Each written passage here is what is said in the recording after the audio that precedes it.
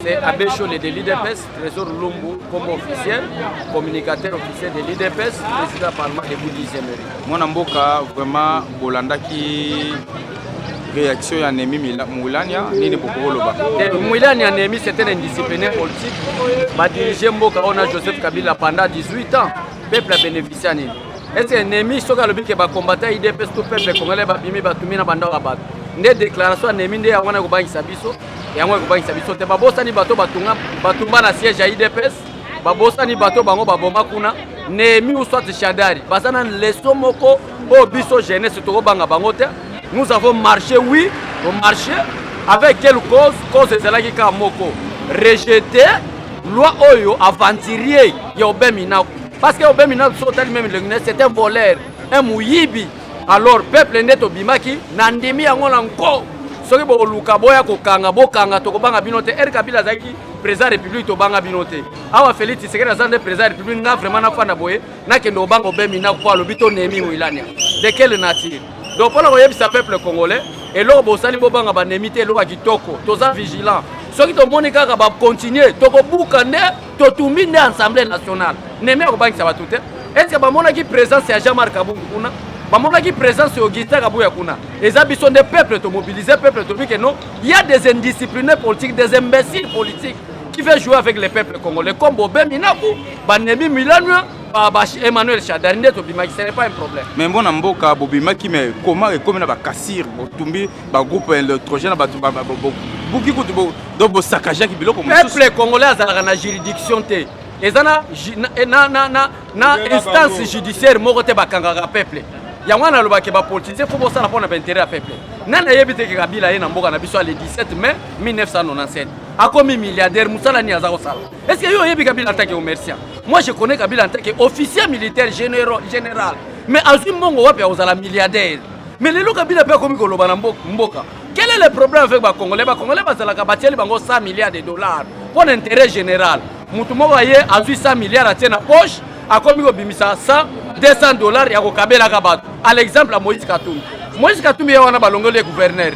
Mbongo ya kopesa su ba joueur donc peuple congolais pour na yebisa bino nini. Ba Congolais bo fongola misu. Ba politicien balingi ba banda ko sabino ke tala muluba wana tala boy.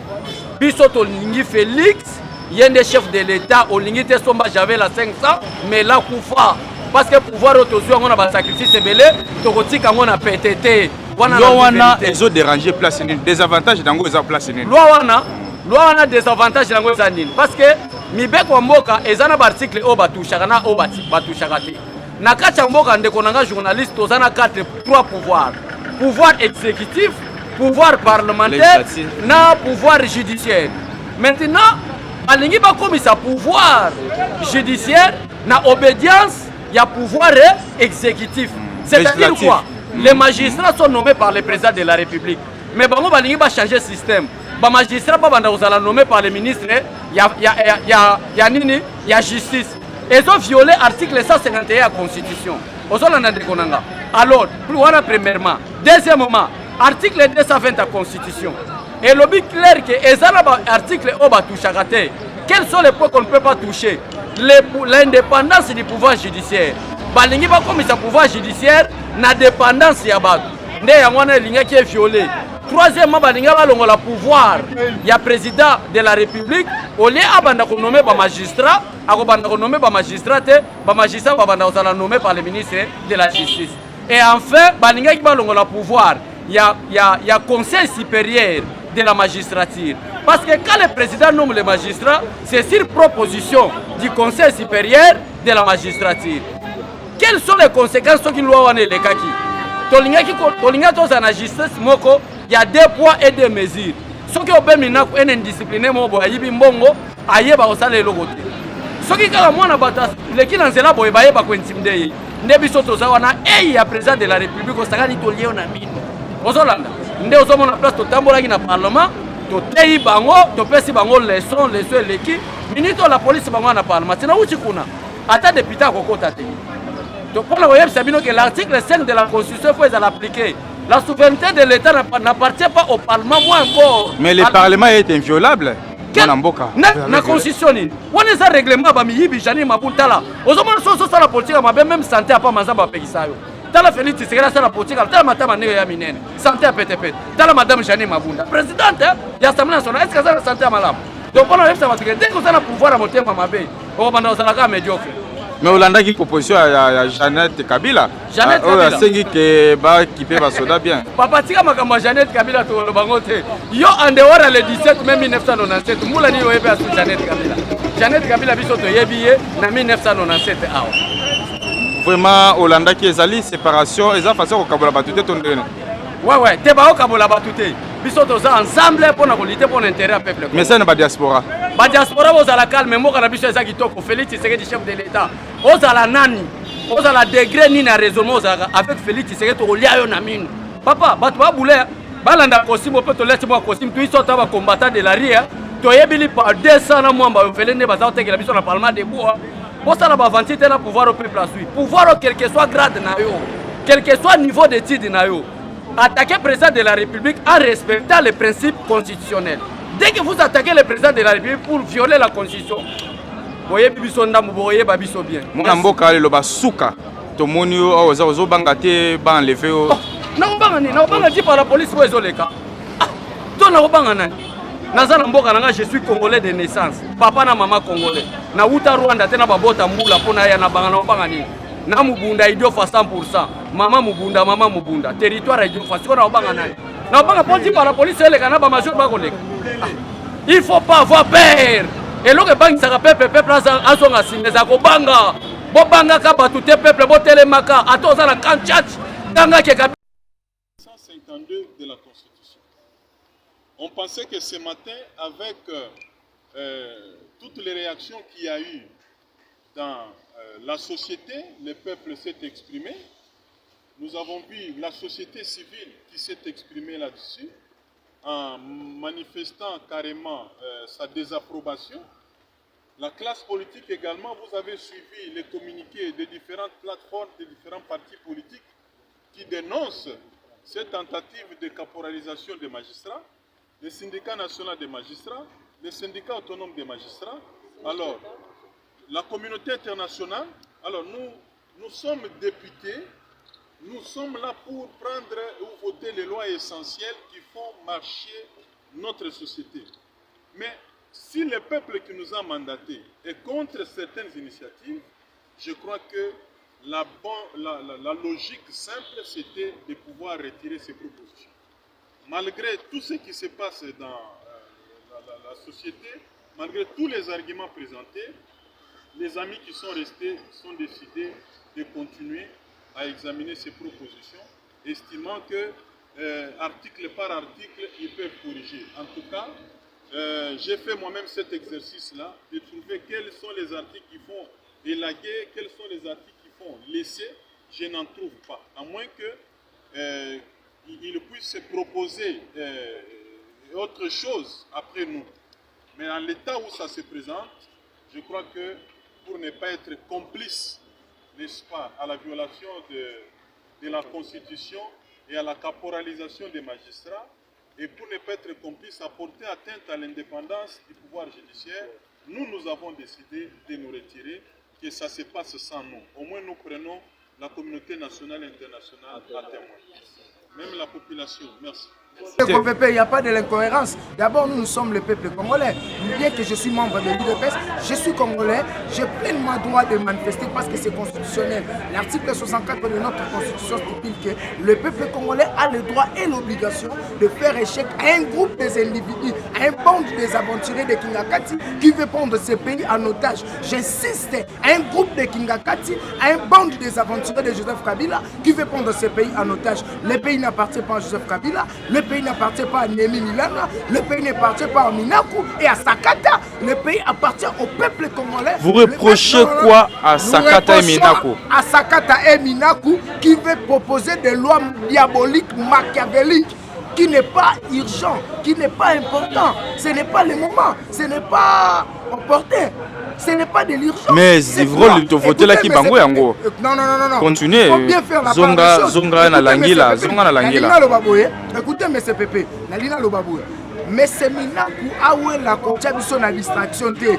Na lingina loba tout simplement que Minaku c'est un aventurier tout fait, un aventurier munene. Na 2015 Achamboka Nakao ndeko Minaku. Minaku Achamboka Nakao na 2015. Aleki sa loi électorale où sengela ki le kate ebeba lelo. Ce qui le mamba élection ebeba. Et ça pour na Minaku, c'est grâce. Il y a pression, il y a biso peuple tozala na balabala, biso peuple tobunda, et bien affaire à fausse commune. Et ça, il y a loi électorale, il y a une fausse commune, au mina quoi les qui ça, kengo kanga yango na Sénat. Mais aujourd'hui nous n'avons pas de kengo au Sénat, nous avons des tamboues moïbi. Maintenant nous étant que peuple congolais, notre constitution pécibition là, dans l'article 64 que nous avons le droit et l'obligation de faire échec. Voilà pourquoi biso tokoy causer la mode de trahir de peste, étant que d'abord le Congolais, tout ça qui lui banda pour faire échec, la bande des aventuriers. Bande de Bamiyibi, au bali kokanga mboka en otage, au bali ko constituer un ennemi et un obstacle pour la kokale Ndeko Félix, ou sa boni boni na makanisi malamu ya ko mboka, boni boni za na bolingo ya congolais et boni boni zo changer pas ça la un Congo fort, uni et prospère. Et tout ça mona que il cherche toujours l'intérêt de Kingakati. Minaku na nemi boza na leçon obino bokoyi kopesa biso te. Na ebisi bino bien, Minaku na nemi groupe des aventuriers de Kingakati fait cesser Front commun pour le complot du Congo, Nekang international trésor Mokila Naïb Sarabino, boza na leçon bopesa biso te. Nino bobosa na ki na 2000 de pendant 18 ans, obolibo sa la biso lelo. L'organique ezana nous, eza urgenté, eza important. Ce n'est pas important pour le moment. Ce qui est important, c'est l'élaboration de loi pour l'amélioration des vies sociales. Il y a peuple congolais pour l'amélioration, il y a des salaires, il y a des fonctionnaires, il y a des soldats. C'est ce qui pense d'abord le chef de l'État. Voilà pourquoi M. Minaku et M. Sakata, y compris Némi et Chadari, je vous mets en garde. Ça, ce n'est que le début de commencement de tsunami constitutionnel au moment où ils ont flash. Merci beaucoup parce que Jean-Marc Kabunda Salabino prophétie, beaucoup nagé. Voilà, nagé bandi, n'est pas beaucoup nagé. La yéna bison de Kopépé, bako nagé, tito sito comme en septembre, bango bazo nagé déjà. Bazo nagé pour peuple à lobby, et ça inadmissible. Tozu déjà position, il y a Chadari. Chadari, Koko Samate, le pays ne vous appartient pas. Ozo ça les agrimaces. Oye biso bien, biso. Non, il dépêche à faire si mot d'ordre. Tant qu'il dépêche à faire sa mot d'ordre. Attention que ça la plus que au moment kiwana. Pour ça qu'à 3 ndako. Mais cette fois-ci, et ça Congo mobimba et repé la paix aux aramuta sakata. Mais bah qu'ils aient idée sinde bo atakaki bandako ya baninga. Botiki ensemble national pour na domicile ya ba. Écoutez, faut pas te consigner tant bango batumbara permanence ya idée. Et ça la rendre comme. Et ça la que batiki parler du peuple. Papa, olingi basala te ko sa muninga te. Ko mesala kana mabete Minaku, ko mesala kana mabete Chadari. Tala mabe bo mesala ndango. Tala le place na libino. Non bo l'élite, boko nanje no ebisa Minaku, boko nanje no ebisa Chadari. Aza incarnation esprit Tshisekedi nana loba likambo ratate. Atelemisi moi, pe alobaka boko nanje. Mone bandela nanje. Ko bandi kolela. Kozala Kabundi na palais du peuple et bande ko arranger bino obonika ndenge Kabunda zongi na base tala le londe komeli bino tozo c'est la mode d'ordre tozo déjà prêt na saona au four et au moulin ndenge saona Chadari keba na grimace Minaku keba na grimace bozan loko bino boyeb sa bisoté po boyebi biso bien nous sommes les partis les mieux implantés du Congo so ka mode d'ordre koti tozela kututé to banango butu Nati et si ka boko nager le balai déjà Brazzaville boka tsate yango na lobby bozo ba bêtise boko tsela IDPS a fait sinon mode d'ordre té tozo zela jusqu'à présent mais o esalama ki le mercredi ezali o tozo benga le peuple congolais va se prendre en charge parce que va comprendre que Mokezali groupe moko ba bande ba aventurier té Mokezali a fait CCT Front commun pour le complot du Congo té Mokezali à nous les Congolais parce que nous avons besoin de notre pays. Nous avons besoin de sauver nos territoires. L'intégralité de notre territoire, c'est nous les Congolais, c'est pas vous, bande d'aventuriers. Boké batozo kebisabino, kalamini te bo nager déjà avant de commencer en septembre. Nazolo ba bien avant de commencer en septembre. Ceux qui ka lobby bino bo camper na position la bino. Moi je demanderai la hiérarchie à partir et tant que Congolais, mon d'autre paix ça m'a déjà. Pour biso toi na biso prêt. Tout ça prêt papa. IDPS n'a jamais donné le mot d'ordre. C'est le peuple congolais qui s'est pris en charge. Et même c'est constitutionnel, j'insiste. Minakutanga article 64, nous avons le droit et l'obligation. Peuple bino obetaratolo, tozaki ona ba bande ko arimaji, tozaki ona bande ko chaleur, tozaki ona bande ko na bandeko alamuka na bandeko eside tozalaki wana na bandeko nyonso même société civile namoni ndeko nanga Jean-Pierre Kapamba ye pasala wana libanda azomarche bomonaki Israël aza moto ya IDPS Israël mutombo boso na politique aza moto ya IDPS bomonaki Peter Tchani aza moto ya IDPS c'est de n'importe quoi. Attention Minako, attention c'est la mode d'ordre okonanger kabunda la kakayo moi loko le telemi faut beaucoup na mai pela eya emela bino totikala kimia Félix Otambusa mboka oyo a cause ya bolingo pe bomoko biso pepe topesi confiance to nyokwa mi pe mingi nini obosana ki na otuna bien nini oyo obosana ki olingo selanga lelo obosana le organique eza importante eza urgente eza na motuya o eza motuya amélioration de vie sociale na obandela bien amélioration de salaire à enseignants amélioration de salaire à policiers conditions de vie à militaire na biso et général binoté yo Minako babengana na 1998 na mboka na ata toilette ya ba brique ezate awa na idée fa lobi monnaie déclaration grand bandulu abi sa ligne derrière la logique ya peuple congolais pe ya IDPS toujours c'est la mode d'ordre serez vos sentir mwana mboka tomoni anticiper mutu na sukolanda pe quand même ndeko na biso Jeannette Kabila par rapport à makambo etali vie sociale ya ba tozolo ba na lobi na Jeannette Kabila Samba limbisa yo malano liboso na mono depuis au salaire député ça c'est la deuxième législative na mono soit courage mais ba conseiller na ba conseiller na buzoba quand yo solo ba kevia ba soda za malamu te vous accusez indirectement votre frère Joseph qui paye 15 000 aux policiers qui paye 50 000 aux capitaines et 70 000 pour les colonels. Aujourd'hui, ils prennent leur salaire régulièrement. Le lobe libo peut s'absorber les sons. Bien que vous êtes le front commun pour le complot du Congo. Bovanda Kimia, ça c'est de n'importe quoi. Aux années locaux, web s'absorber pour Yomoro en France, bien noté. Kokoma, bien bien té. N'a pas regretté le mot peut s'absorber. Le lobe, basodo bino botikaki. Na basoda le lobe. Au moins que moral et commission. T'as la professionnalisme et la police. To marcher pacifiquement, to cohabiter na bango ensemble. Et pas la minotika la Rosal. Na 2015 na mois d'avril. Na loi électorale. Oui, fausse commune. Et ben 9 places. Janvier. De n'importe quoi le 22 janvier 2015. Ça c'était la police qui na poche. Police a instrumentalisé. De l'eau il cause faute il y a 2000, il y a 21 ans bino. Il y a régime Kabila, là on a régime Tshisekedi. Ça c'est la démocratie et l'avenir de l'état des droits. Notre icône nous a dit il est nécessairement qu'on puisse instaurer un état de droit. Voilà l'IDPS a instauré yango, monde entier est salué yango. Merci na bakambia IDPS. Bishop c'est la cas mot d'ordre. Toi ne le constaté. Ngai na bimaki tant que citoyen congolais au constitution pesinga nzela na article 23 pe na article 64. Na se prendre en charge pour l'avenir ya bana na ngai baleki na pe ya bandeko na ngai. Oza ne loko bo kolete pour drapeau IDPS etikali komona na te. Israël mutomba za na IDPS te. Peter Tchani za na IDPS te. Mais bango baza ba journaliste ba ki ça. Papa ba journaliste te baza ba congolais. Papa même ngala moni le kashadari. Na moni le ki ya Minaku. Moi na maman le kinae alobi fieto lembi bango tala tozanga bulo muto aye na susha Congo bali batia bakal. Merci mokonza mboka pona confiance aux sala peuple congolais et na lobi bien au nom ya peuple congolais. Tikala na logique ya démocratie. Nous avons le droit de manifester librement. Bakase gozalate mais quand na soko leki ezaka na maîtrise la vente à femme na point d'oreille to nyoko mi nanzala comment un individu lokola nani kasamba afinga rabiso na tongo wana azolo ba que le voyou de l'IDPS il y a le king international na mael to il y a le king na initiative il est licencié comme moi yango na bino kasamba ki abibouara omelaki omonaki kana ba congolais au côté de Joseph Kabila c'est lui qui est le premier destructeur de ce pays yango tepso vanda kimia Joseph Kabila na biso ke vanda zwa biki bando commandé batambusa mboka Shadari loko lingi cohabitation en souk ça a pona rater likambo te bo se préparer pour bo perdre soi-disant majorité parlementaire bozarana na to kotia informateur à ko identifier les vraies majorités de n'importe quoi les ennemis du peuple front commun pour le complot du Congo.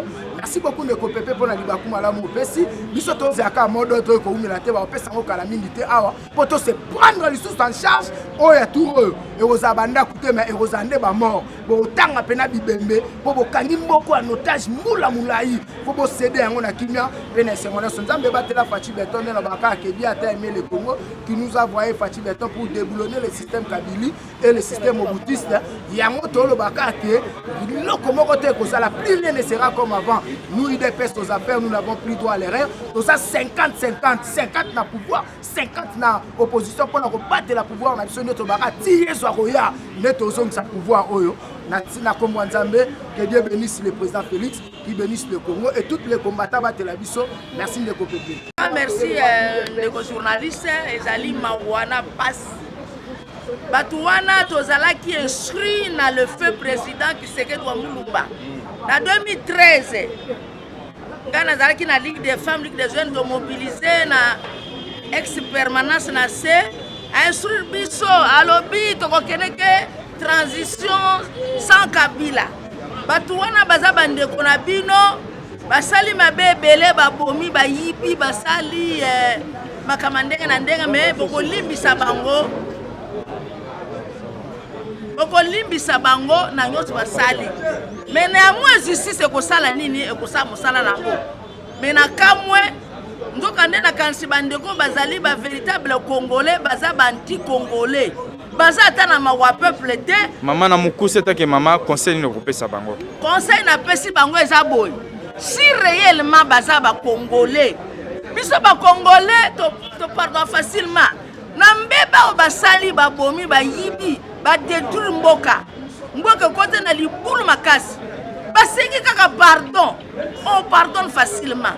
Peuple congolais ko bossa na mabene bango to tonga mboka mboko ezana batu bakufa ba Lumumba basimboki mbango bamona babibeme na bango te.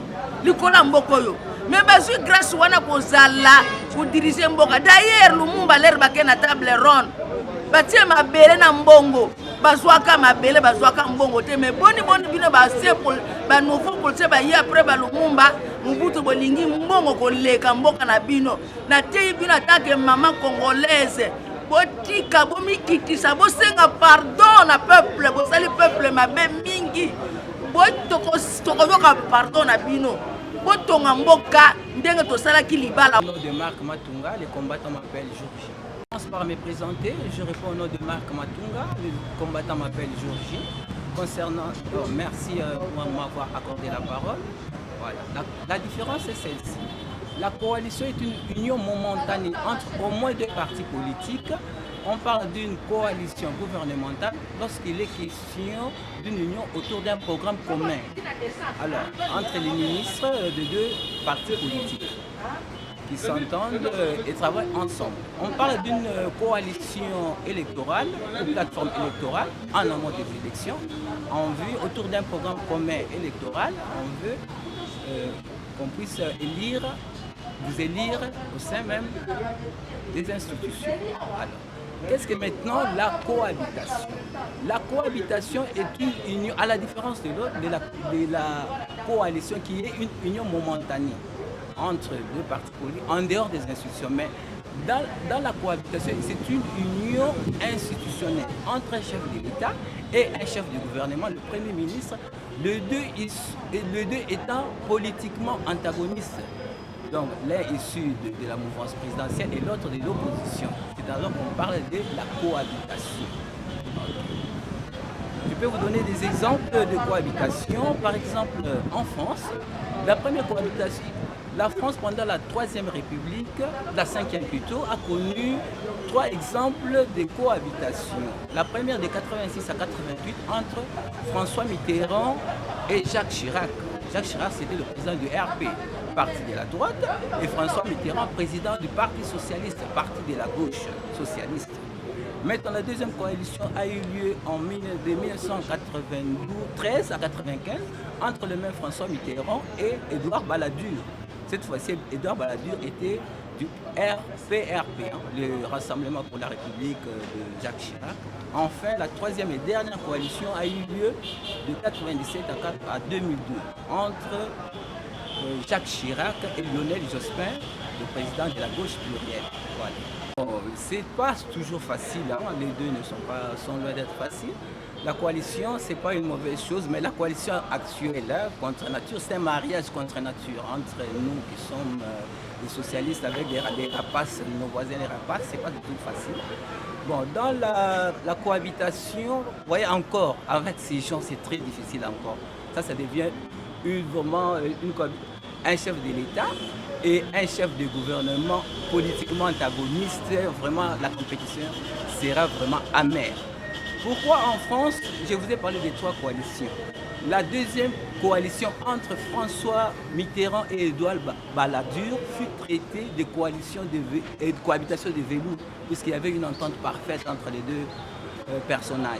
Mais ici, est-ce qu'il y aura une entente? Ce sera quelques anicroches comme la première coalition française entre François Mitterrand et Jacques Chirac. Bon, à nos politiciens, le conseil que je peux donner, la solution pour nous, que je peux donner seulement à mon président, pas de l'autre côté, que j'ai affaire avec ces gens-là. Le seul conseil, c'est la dissolution de l'Assemblée pour éviter et le piège de la coalition et le piège de la cohabitation. Là, le président doit se préparer, mais avant de dissoudre, il doit d'abord mettre de l'ordre au sein de la CENI. C'est ça mon souci. On risque de déshabiller Saint-Pierre pour habiller Saint-Paul. D'abord, nous devons mettre de l'ordre de ce côté-là. C'est ça mon souci. Merci beaucoup. Merci. Mboka Mbote. Mbote pas journaliste. Vraiment, ezali et pas na biso mbala tamsu ya yambo et pas nanga na RDC Source Info au le kana okoko se présenter. Oui, nazali pour un cadre IDPS. Comme on a il y a 20 cas, nazali pour un coordinateur ya Asibel MD Malueka d'abord. Moi na mboka Malueka d'abord.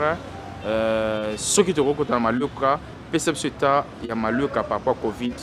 Bon, état ya quartier Malueka wana donc il ko sala passe mutema. Pourquoi la bi ezo sala passe? Parce que quartier wana tout le monde a gama pona mike ba député mingi ba ya ko siéger kuna pona ba électeur na biso Malueka to voter bango. Pourquoi la bi ezo sala passe?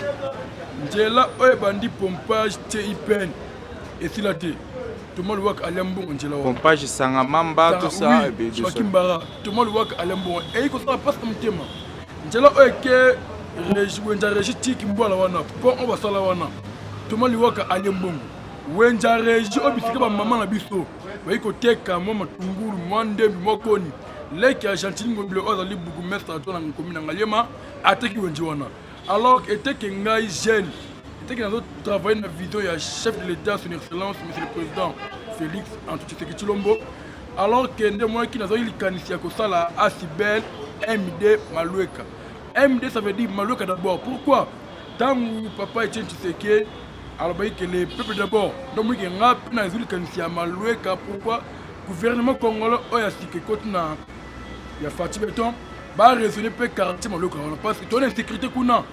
Bien sûr que bakuna wana ba iko tunza batu mais bakuna wana ba ki bazala utile pour l'élection 2023. Alors que kuna to est problème courant. Njela za mabende no tshikoba awa mai ezati. À quoi sert ba dirigeant on va iko diriger. On sait on a moko mboka.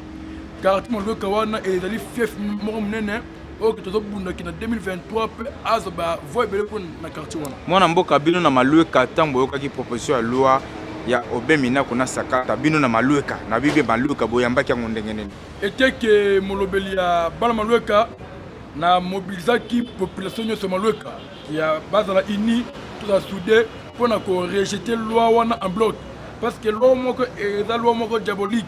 Pourquoi? Pour na ko faiblir congolais, pour na ko diminuer pouvoir et justice congolais. Pourquoi? Moko mboka na ba campagne ndinga tamboka alba que faut justice congolaise indépendant. Les gens qui ont fait ça, ils ne peuvent pas se licencier à droit, comme des petits balamikés qui basent sur la loi ministre de la justice, comme le colo et cours. Non, ils ont dans le monde.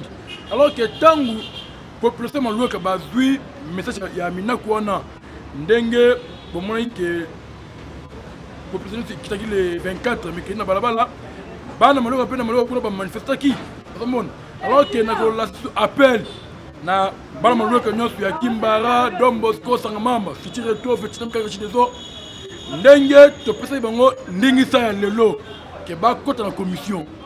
Vike ba député à cash babimi. Alobi ke loi wana ekoki kolekate parce que intérêt peuple est dans la katiwanti comme il est l'intérêt. Et ben individu oya FCC ba pied mboka pendant 18 ans. Nazo lancé à peine na bala Malueka nyonso. Bon barré route na ba député nyonso ya FCC on passe na quartier Malueka wana même ba député provinciaux on va tongi ba building ba immeuble na quartier wana pour na ko faiblir l'esprit na bino pour na ko kosara bino na ba 2000 francs 3000 francs bon manifester volonté na bino ndenge Tshisekedi alobaka que les jours peuple congolais a ko kita na balabala sans que azwa mot d'ordre les jours on a démocratie et au côté de l'Amboka. Donc, le 24, mercredi, démocratie déjà écoute Namboka. Bien sûr que Batouana va y avoir la manœuvre de ton bango. Nous allons lancer à peine ensemble les Congolais. Tous à chaque jour na palais du peuple. Alors bien qu'ils allaient parler du peuple, ils allaient parler à Mabou Nate et à Minakouté. Moi Namboka poto sur ça numéro de téléphone ba ko luka ba rejoindre même Asbel Nabino ba ko sala ndenge nini. Avant la prise numéro de téléphone, car sikoyo bandeko ya Asbel et numéro de Obazana Barumbu. Bati ko kanga bourgmestre ya Barumbu. Kombo na ye Baudouin. Baudouin. Bati ko kanga parce que ba kangi na ba bérets rouge. Ba dans la réunion stratégique. Réunion stratégique pour na ko pesa ba jeune, ba machette pour na ba côté la ba ndako. Guillaume Ilunga. Guillaume Ilunga, ozali bourgmestre ya Barumbu. Ba kangi na en pleine réunion na ba bérets rouge. Pour na ko pesa ba 50 000 francs congolais na ba machette pour na ba ko 4 batu. Peine à personne mise en garde na ndeko Shadar na Minaku na Nemi. Tango bino boyi koluka ke to ça la cohabitation. Faut pas estimer ba en conséquence de roya parce que biso cash to ali prêt pour la cohabitation parce que bino to doit bino na mawa parce que bo saleli population mabe pendant 18 ans. En plus na ba réunion stratégique oyo peut perdre boyi ko sala pour na ko côté la ba cadre et de personne mandako. Et là, les gars qui m'écrivent, parce que nous, IDPS et petit mot d'ordre. Ce qui IDPS et petit mot d'ordre, et on a pire peur, mais nous, on a tué à Shadar, Minaku, Mabunda, Temomana, Sakata. Moi, Namboka, numéro pour le Souka. Numéro de téléphone, plus 243 99 58 53 393. Merci. Merci, bonjour.